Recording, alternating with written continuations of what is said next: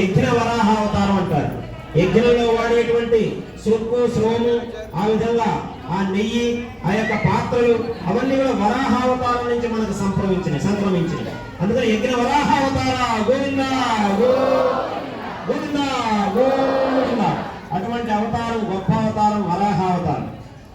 అట్లాగే నారసింహావతారం, వామనావతారం, పరశురామావతారం, అట్లాగే కృష్ణావతారం ఇంకా గొప్పదిగా చెప్పబడ్డది. కృష్ణుడు పాకులు, వక్కలు, ఖర్జూరాలు, పసుపు కొమ్ములు ఇవన్నీ కూడా శుభప్రదమైనటువంటివి, లక్ష్మీప్రదమైనటువంటి. దీపారాధన, ముత్తైదువ, 5 లక్షణాలు ఉండాలి, బొట్టు ఉండాలి, సూత్రాలు ఉండాలి, వాళ్ళకి మెట్టలు ఉండాలి. ఇవన్నీ ఉంటేనే ముత్తైదువ అంటారు.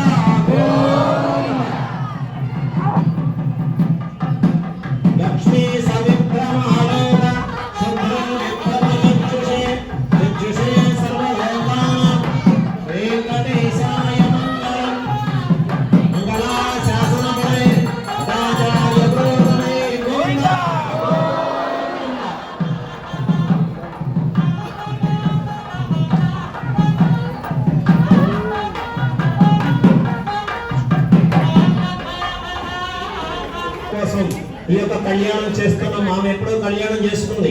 ఎందుకు చేస్తున్నాం? మనం మన కోరికలు తీర్చగలుగులకు ఆ యొక్క వేడుకను జరుపుకుంటున్నాం.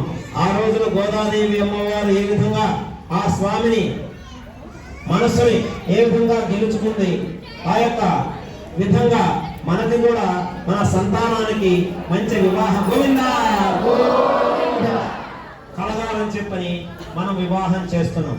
మనం చేసేటంతటి వాళ్ళం కాదు కాబట్టి ఏమన్నాడు? భక్తిపూర్వకంగా చేస్తున్నాం. పత్రం పుష్పం ఫలం తోయం యోమే భక్త్యా ప్రయచ్చసి అన్నాడు. అంటే భక్తిపూర్వకంగా ఒక ఆకు గాని పువ్వు గాని ఆఖరికి నీరైనా సరే భగవంతుడికి అర్పణ చేసినటువంటి ఏదైతే వస్తువు ఉందో ఆ వస్తువు బలమైనటువంటిది, భగవంతుడి యొక్క దృష్టి పడినటువంటి వస్తువు, దానికి శక్తి ఉన్నది అని చెప్పని భగవద్గీతలో ఆ విధంగా చెప్పాడు స్వామి. అందుకని భక్తి పూర్వకంగా ఆరాధన చేయాలి, అనన్యమైనటువంటి చింతన చేయాలి. ద్రౌపది రక్షణ చేసింది. గోవింద ఎక్కడున్నా రక్షణ అని చెప్పాను, ఆమెను రక్షణ చేశాడు. అట్లాగే కుచేలుడిని గోవింద కుచేలుడికి ఎక్కడ లేనటువంటి సంపద ఇచ్చాడు. కుచేలుడు అనేటువంటి బ్రాహ్మణుడు స్థితిలో ఉండి స్నేహితుడైనటువంటి శ్రీకృష్ణ భగవానుడి దగ్గరికి వెళ్ళాడు. బయట వాడిని ఎవరు రానిలా చూశాడు స్వామి. ఆ కుచేలుడు రమణమన్నాడు స్నేహితుడిని, చక్కగా ఆరాధన చేశాడు, కూర్చున్నాడు. మరి ఏం తీసుకొచ్చావు నా కోసం అంటున్నాడు. ఆయన ఏదో అటుకులు తీసుకొచ్చాడు కాసి. గోవింద కోట్నాడు. సప్తదే అగ్ని సమిధ సప్త యజ్ఞ సప్త ఋషయ సప్త నామ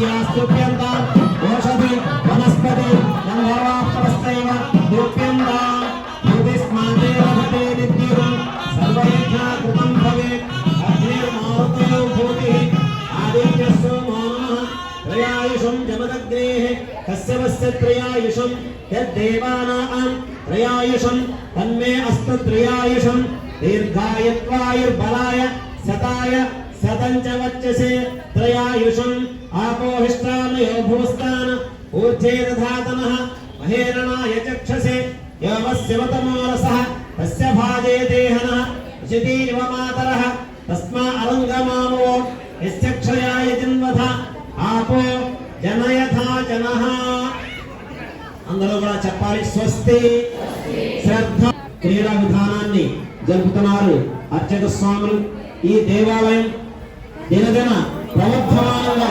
వెలుగొందుతూ ఎన్నో యజ్ఞయాగాదులు అట్లాగే అన్నప్రాసనలు అదేవిధంగా సంతానం లేనటువంటి వారు సంతానాన్ని పొందుతూ ఈ యొక్క దేవాలయాన్ని దర్శనాన్ని చేసుకుంటూ అందరూ కూడా వాళ్ళ యొక్క కోరికలు తీర్చుకుంటూ ఉన్నారు.